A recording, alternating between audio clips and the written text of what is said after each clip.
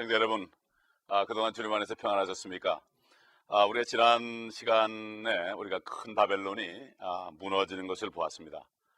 참 수천 년 동안에 참 있었던 인간의 아성의 그 뿌리인 바벨론이 무너지는 것을 보았고, 또 그것을 보고 참 그동안에 이 세상 참 정사 아래서 또 사탄의 권세 아래서 고통받던 성도들이 드디어 찬양하는 그러한 장면을 우리가 보았습니다.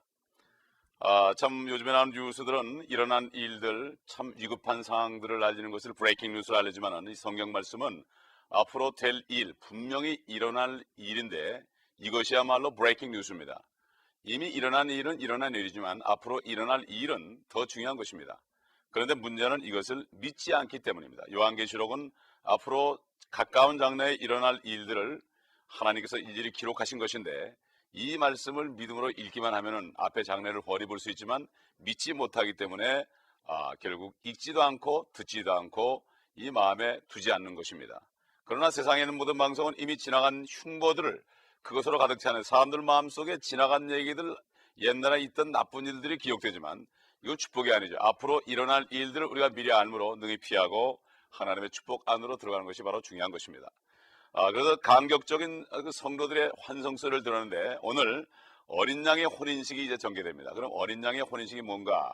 이 말씀을 보기 전에 우리 한 절만 19장 6절을 본문으로 마지막 그 성도들이 찬양한 소리가 어떤 의미인지 보겠습니다. 19장 6절을 보게 되면, 또 내가 들으니 큰 무리의 음성 같고 많은 물소리 같으며 굉장한 천둥소리 같은데 말하기를, 할렐루야, 전능하신 주 하나님께서 통치하시도다. 이 전능하신, 소위 omnipotent, 이건 절대 그러한 권능의 뜻이고, 하나님은 전능할 뿐만 아니라 전지하십니다. 소위 omniscient, 전지하신 분이요. 그 다음에 무소부재하신 분입니다. omnipresent. 너희가 지옥의 자리를 펼지라도 하나님이 거기 계신다고 그랬습니다. 우리는 눈에 보이지 않아서 그렇지, 눈에 보이지 않는다고 존재하지 않는 것이 아닙니다. 그러나 이 철학과 과학 속에 사는 사람들은 이 눈에 보여야만 존재하고 눈에 보이지 않으면 존재하지 않는 것으로 착각합니다. 그러나 영어에 보게 되면은 see라는 단어와 look라는 단어가 있죠. look라는 것은 어떤 물체를 물리적으로 보는 거죠. 그러나 see라는 것은 그 속에 있는 영적인 현상을 깨우치는 것을 말합니다. 그렇기 때문에 see와 look는 다릅니다. see라는 것은 look 플러스 그 다음에 know라는 뜻입니다. 안다는 뜻이죠. 눈으로 봐서 안다는 뜻이 바로 see. 그래서 미국 사람들 무슨 질문을 하면은 알겠습니다. 그것을 I know 안 그러고 I see 이렇게 얘기하죠. 여기 지금 19장 6절을 보게 되면은 전능하신 주 하나님께서 통치하시는도다. 이제 명실공히 예수 그리스도께서 이 땅에 내려오셔서 이 땅까지도 통치하는 장면을 우리가 볼 수 있습니다. 인류 역사 6천년 전에 사탄이가 죄를 이 땅에 가져와서 하나님께서 인간을 창조하시고 인간들에게 이 땅을 물려줬지만 죄를 지음으로 말미암아 사탄의 종이 되었고, 그때부터 6천년 동안 이 세상은 사탄의 통치하에 있었습니다. 그렇기 때문에 평화가 없었고 전쟁과 기근과 모든 난리 소리로 점철되고, 지금도 24시간 내에 전쟁이 일어나지 않는 때가 없고 테러가 일어나지 않는 때가 없고 가면 갈수록 더한 것입니다. 이것은 왜 그렇습니까? 사탄이 얼마 남지 않았기 때문에 더 난리를 치는 거죠. 그러나 이제 조만간 예수 그리스도가 통치할 때가 옵니다. 다시 이 땅을 인수받으러 옵니다. 이것은 바로 이 모든 죄들을 예수 그리스도가 자기 몸에 다 전가받아서 십자가에 죽으셨을 때 이 모든 죄가 다 없어졌고, 그 다음에 죽음에서 살아났을 때 우리를 죽게 만들었던 그 사망의 권세 잡은 자 마귀의 권세를 꺾었기 때문에 이제는 죄도 없앴고 사망을 이겼기 때문에 죄와 사망의 권세를 지닌 그 사탄은 우리 주 예수 그리스도 앞에 이 땅을 내놓아야 되는 것입니다. 이것이 바로 앞으로 일어날 일인 것입니다. 그래서 통치하시도다 이렇게 했죠. 19장 7절에 가보면은 기뻐하며 즐거워하며 그분께 존귀를 돌리세. 이제 그 다음에 무엇이 옵니까? 어린 양의 혼인식이 다가왔고 그의 아내도 자신을 예비하였습니다. 그 다음에 8절 보니까 이제 그녀에게 허락하사 정결하고 흰 세마포를 입게 하셨으니 세마포는 성도들의 의라고 하더라. 그때 그가 내게 말하기를, 어린 양의 혼인잔치에 초대된 그들은 복이 있다고 기록하라 하고, 또 내게 말하기를, 이것들은 참된 하나님의 말씀 드리라고 하더라. 여러분, 그 어린 양의 혼인식을 한번 보시기 바랍니다. 참 이게 참 앞으로 하늘에 있을 어린 양의 혼인식의 장면을 여러분이 한번 보세요. 지금 예수 그리스도가 오른쪽에 있고 이제 신부가 예수 그리스도 앞에 나오고 많은 손님들과 들러리들이 있습니다. 금빛 찬란한 저 천국에서 앞으로 이루어진 이 혼인식이 도대체 뭔가? 이 신부는 도대체 누군가? 어린 양은 무엇인가? 또 두 번째 그림 보세요. 역시 마찬가지로 다른 각도에서 찍은 것이죠. 그린 것입니다. 앞으로 성경에 있는 이 일을 성령에 감동된 목사님이 그린 그림이 이것이 앞으로 실질적으로 이루어질 일입니다. 그렇다면 이 어린 양의 혼인식이 뭘까? 혼인식이라는 것은 말 그대로 결혼식이죠. 여러분, 이 결혼식을 이해하기 위해서는 우리가 에덴 동산으로 돌아가 봐야 됩니다. 창세기 2장에 보게 되면 하나님이 사람을 흙으로 지어 만들어서 모든 만물을 다 맡겼습니다. 그 맡기기 전에 하나님께서는 혼자 있는 것이 좋지 않기 때문에 그 아담이라는 첫사람을 깊이 잠들게 했습니다. 깊이 잠들게 해서 그 속에 갈비뼈 중에 하나를 꺼내서 여인을 만들었습니다.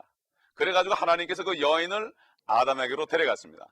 마치 요즘에 결혼할 때 아버지가 신부를 끼고 들어가서 신랑에게 인계해 주는 거죠. 그럴 때 그 아담이 말하기를 이는 내 살 중에 살이요 내 뼈 중에 뼈라고 그랬습니다. 바로 이것은 내가 나로부터 만들어진 것이 아니냐, 내 살과 뼈로 된 것이 아니냐, 그 부부는 한 몸이다. 그래서 하나님께서 그러므로 남자가 아버지와 어머니를 떠나 여자와 합하여 한 몸을 이룰지라. 이것이 바로 인간 결혼식의 시초요. 최초의 결혼식은 바로 남자를 잠깐 죽여서 깊이 잠들게 해서 거기에서 갈비뼈를 꺼내서 여자를 만들어서 하나님이 주례사까지 했죠. 하나님이 주례사까지 겸하고 하나님이 신부의 아버지의 역할까지 해서 에덴 동산에서 많은 동물들과 식물들과 날아가는 새들과 물고기들이 보는 가운데 거기서 최초의 결혼식을 한 것입니다. 하여튼 영국의 어떤 의사는 이 요한 창세기 2장에 아담을 깊이 잠들고 그 손을 집어넣어서 갈비뼈를 꺼낸 그 성경을 읽다가 마취에 대한 그러한 것을 발명했습니다. 바로 아담은 잠깐 죽었던 겁니다. 사람이 마취되는 순간에 잠깐 죽는 건 아니겠습니까? 감각이 없습니다. 이것은 무엇입니까? 앞으로 인간이 죄 때문에 이렇게 타락할 것을 미리 아시고 하나님께서 사람이 되셔서 잠깐 동안 죽었습니다. 사흘밤 사흘낮을 죽었습니다. 그래서 그 몸의 모든 인간의 죄를 다 담당했습니다. 그래서 인간들이 지은 죄를 회개하고 하나님을 믿고 예수 그리스도를 영접할 때 그 영접한 사람들이 바로 그 아담의 모양으로 오신 예수 그리스도의 몸 안에 들어가게 돼서 한 몸을 이루게 되는 것입니다.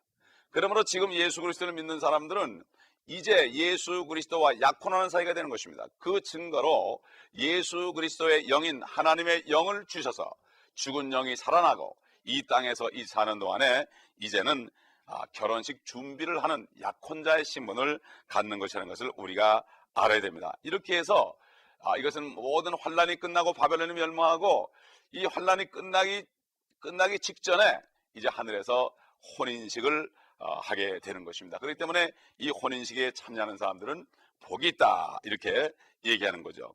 19장 7절에 기뻐하며 즐거워하며 그분께 종기를 돌리세 이는 어린 양의 혼인식이 다가왔고 그의 아내도 예비되었음이라 하고 하기 때문이다. 그러므로 이 세상에서 예수 그리스도를 영접하고 성령으로 거듭난 사람은 아무리 숫자가 많아도 하나님이 볼 때는 한 사람으로 여깁니다.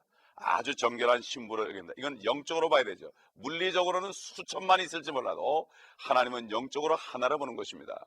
이것은 우리가 그때 가보면 알게 되겠죠. 그 그리스도의 신부는 이제 결혼할 준비가 되었습니다.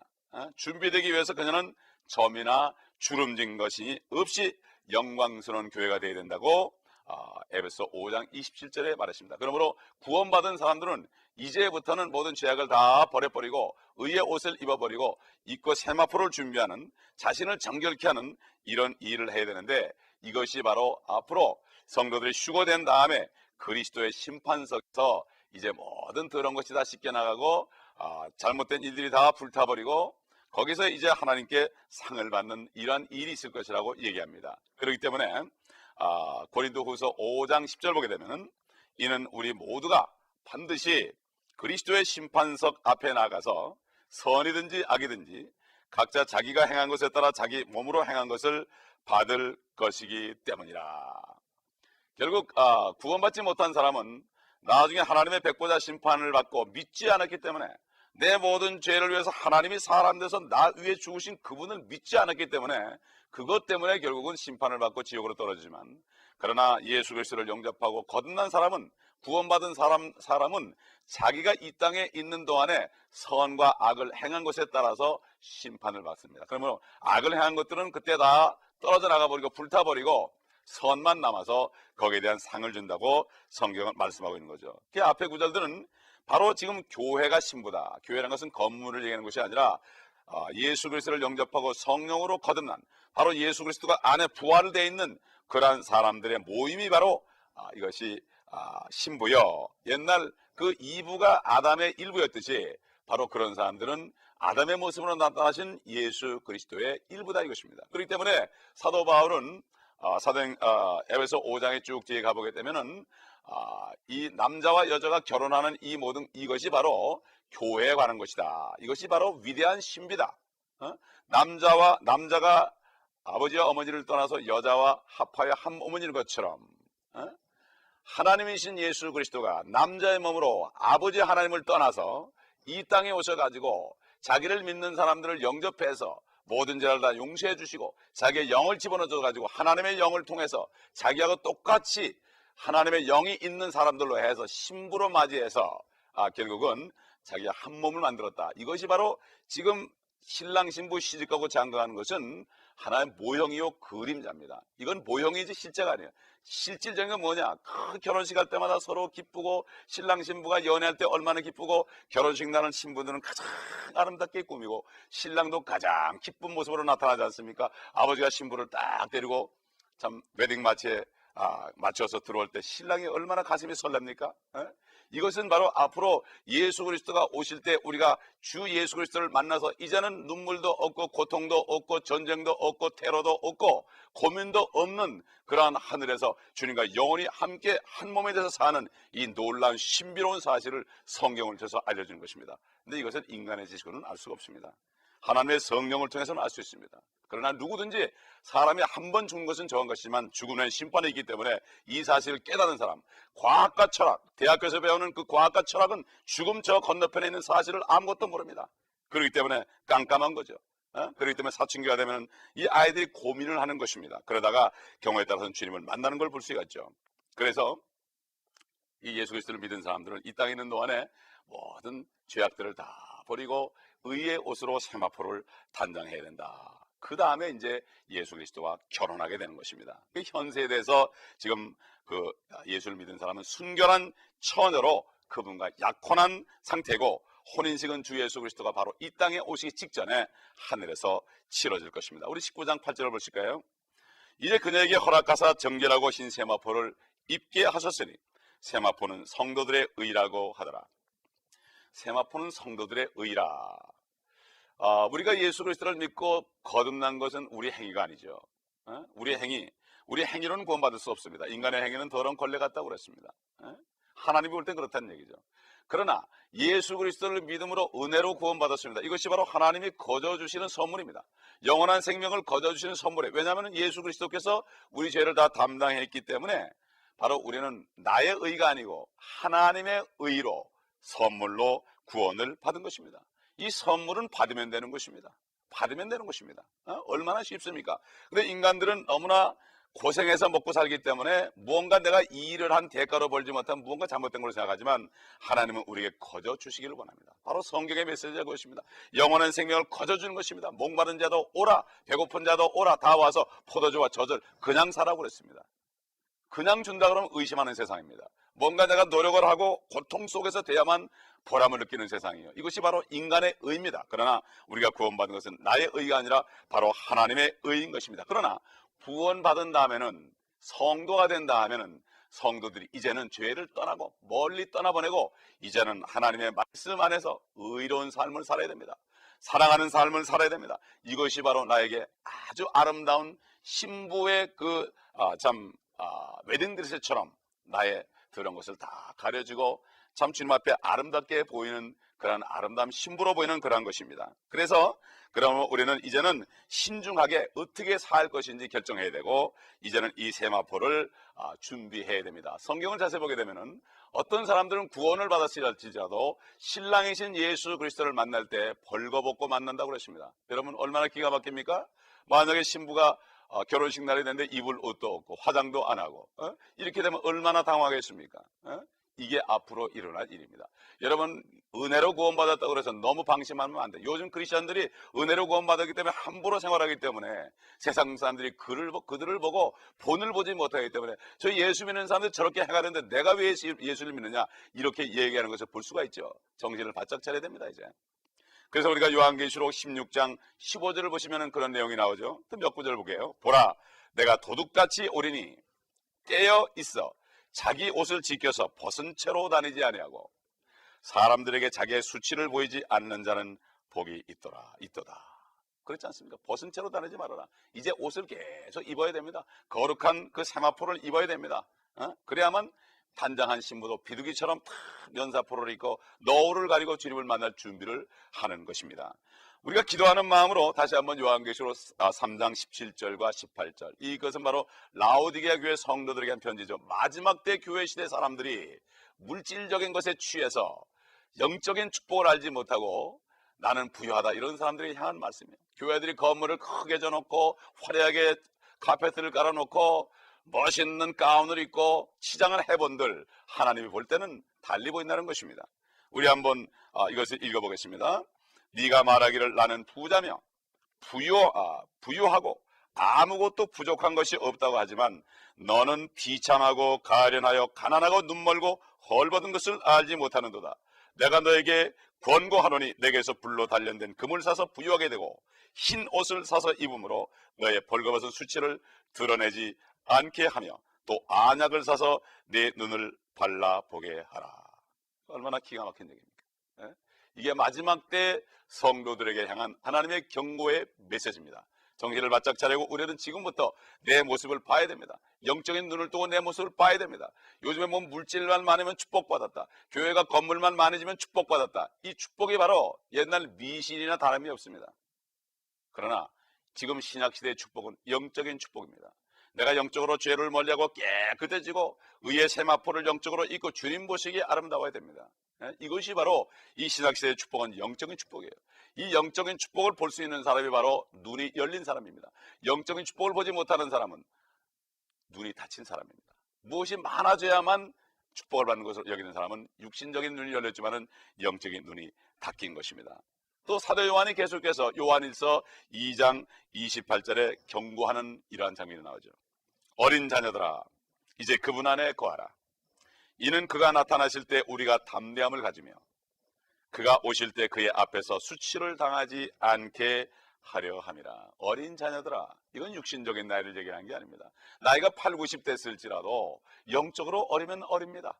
제가 양로원을 4년 동안을 매주 가서 말씀을 가르치고 기도해주고 그러는데 나이가 8, 90 된 할머니, 할아버지들이 아직도 영적으로 어립니다. 서로 싸웁니다. 기저귀 누가 훔쳐갔다고 서로 싸우고 막 그냥 욕을 합니다. 이걸 볼 때 영적으로 어린아이들이구나. 그 어린아이들에게 하는 것처럼 설교를 했습니다. 이게 바로 어린 자녀들아 이제 그분 안에 거하라. 이제 됐다, 그분 안에 거하라. 왜냐하면 그가 나타났을 때 장성된 사람으로서 신부로서 죄악을 다 버려야지. 나이가 8, 90 되도록 입에서 욕이 나오고 남을 헐뜯고 수근수근하고 이거 어린 사람들이에요. 어린아이들은 누가 조금 더 좋은 거 가지고 있으면 서로 질투하고 뺏고 싸우지 않습니까? 이게 바로 어린아이들이에요. 요즘에 교회 어린아이들로 가득 차 있습니다. 질투하고 시기하는 바로 영적인 어린아이들로 가득 차 있다는 것을 우리가 알아야 됩니다. 그가 나타내실 때가 뭡니까? 바로 공중에 나타날 때입니다. 예수 그리스도는 두 번 재림하죠. 첫 번에는 공중에 오셔서 그분의 신부를 밤에 살짝 데려갑니다. 세상 사람들은 모르는 사이에. 아마 그때 되면 사람들이 실종됐다고 난리가 날 겁니다. 부부지간에 하나가 없어지고 자녀가 없어지고 친구가 없어지고 비행기를 타고 가다가 한 사람이 몇 사람이 없어지고 조종사 한 사람이 없어지고 배를 타고 가다가 수많은 사람이 없어져 버리고 난리가 날 것입니다. 그때 아마 뉴스하는 사람들 특종으로 낼 것입니다. 그러나 그들은 별로 좋은 기분이 아닐 것입니다. 이런 일이 앞으로 닥친다고 성경은 분명히 우리에게 말씀하고 있는 것입니다.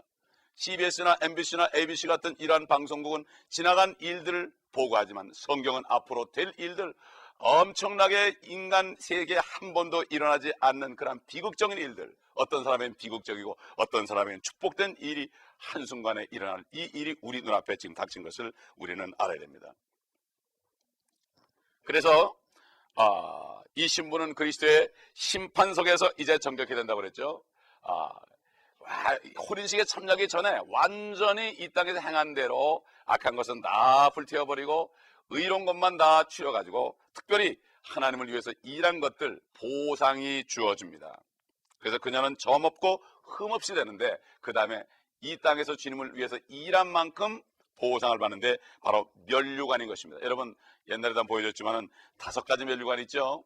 여러분 우리가 이 그림을 그렸지만은 이것 이상입니다. 이 면류관이라는 것은 왕들에게 씌워주는 거예요. 디모데 후서 2장 12절에 너희가 참으면 그와 함께 다스릴 것이요 예수 그리스도를 위해서 이 땅에서 핍박을 받으면서 이 세상을 내가 포기하고 온전히 충성한 종들에게 주는 그러한 면류관들, 의의 면류관, 생명의 면류관, 그 다음에 기쁨의 면류관, 그리고 영광의 면류관, 시들지 않은 썩지 않은 면류관, 이 5가지 면류관, 이 면류관에 대해서는 옛날 테이블 보시면서 여러분 공부해 보시기 바랍니다. 이것은 바로 그리스도인들이 이 땅에서 행한 대로 주시는 보상입니다. 그러므로 하나님을 위해서 일하지 않은 것들은 다 불타버립니다.